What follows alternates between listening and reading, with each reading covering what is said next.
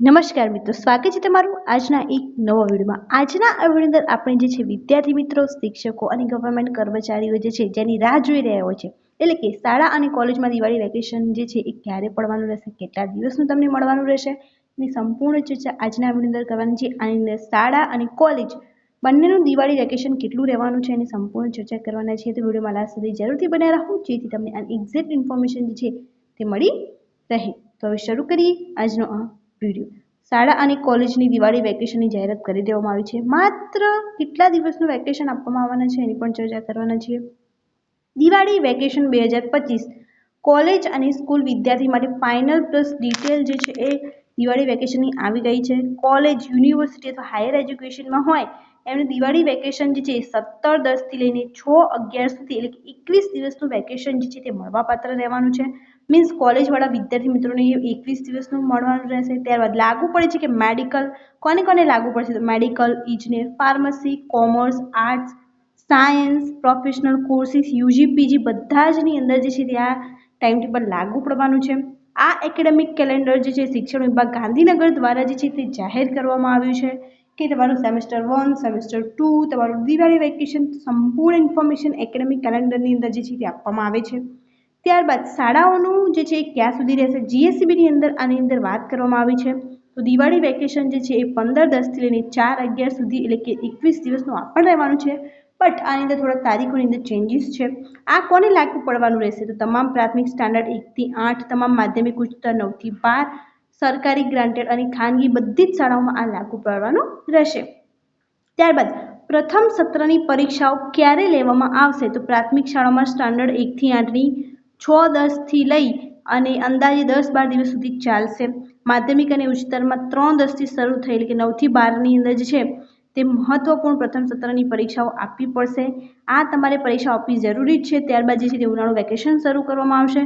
પરીક્ષાઓ પૂરી થયા બાદ વિદ્યાર્થીઓને સીધું દિવાળી વેકેશન જે છે તે મળવાપાત્ર રહે છે। જેવી તમારી એક્ઝામ પૂરી થશે એવું તમને ડાયરેક્ટ જે છે તે ઉનાળુ વેકેશન આપી દેવામાં આવશે। ત્યારબાદ છે કે આ અંદર ટોટલ સરવાળો આપેલો છે, ટોટલ માહિતી આપેલી છે કે કેટલું વેકેશન મળવાપાત્ર રહેશે।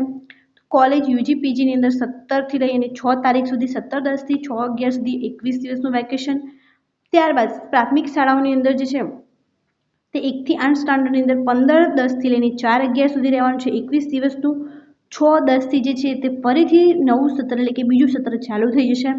માધ્યમિક અને ઉચ્ચતર માધ્યમિક 9 થી 12ની અંદર પણ 15-10 થી લઈને 4-11 સુધી તમને દિવાળી વેકેશન મળવાનું છે। આ પણ 21 દિવસનું છે અને 3-10-2025 થી જે છે તે તમારું દ્વિતીય સત્ર જે છે એ ચાલુ થઈ જશે। અથવા અહીંયા ઇન્ફોર્મેશન આપેલી છે કે પરીક્ષાઓ તમારી ક્યાંથી શરૂ થવાની છે, 6-10 થી લઈ અને 3-10 સુધી આ પ્રમાણે તમારે તમારા ટાઈમ ટેબલ પ્રમાણે પરીક્ષાઓ રહેશે। ત્યારબાદ મુખ્ય મુદ્દાઓ શું છે, તો મુખ્ય મુદ્દાઓ એ છે કે કોલેજ અને સ્કૂલ બંને દિવાળી વેકેશન 21 દિવસનું જ રહેવાનું છે। કોલેજોમાં 17 ઓક્ટોબરથી લઈ 6 નવેમ્બર સુધી રહેવાનું છે, જ્યારે શાળામાં 15 ઓક્ટોબરથી લઈ 4 નવેમ્બર સુધી રહેવાનું છે। શાળામાં વિદ્યાર્થીઓ માટે વેકેશન પહેલાં જ પ્રથમ સત્રની શરૂ થશે। ત્યારબાદ સ્ટાન્ડર્ડ 9 થી 12 3 ઓક્ટોબરે પરીક્ષા શરૂ થવાની છે। સ્ટાન્ડર્ડ 1 થી 8ની 6 ઓક્ટોબરે પરીક્ષા શરૂ થઈ ગઈ છે। ત્યારબાદ અહીંયા ગુજરાત માધ્યમિક અને ઉચ્ચતર માધ્યમિક શિક્ષણ બોર્ડ દ્વારા જે છે શૈક્ષણિક સત્રનું તમામ માહિતી આપવાની છે કે ઉનાળુ વેકેશન પણ ક્યારે આવશે એની પણ એમની ડેટ આપી દીધેલી છે, જે રહેશે 35 દિવસનું જે છે તે રહેવાનું છે। કાર્ય દિવસ 144 રહેશે, જે છે દિવાળી વેકેશન 21 દિવસનું રહેશે અને પ્રથમ સત્રના કાર્ય દિવસ 105 રહેવાના છે। ત્યારબાદ જાહેર રજાઓ કેટલી રહેવાની છે એની પણ માહિતી જે છે તેની અંદર આપી દેવામાં આવી છે।